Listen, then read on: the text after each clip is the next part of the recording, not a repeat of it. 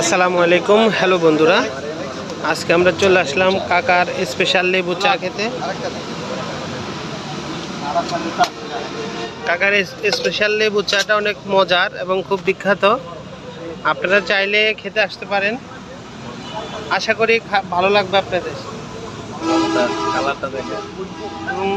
রং চার কালারটাও খুব সুন্দর। লেবু চা, হ্যাঁ।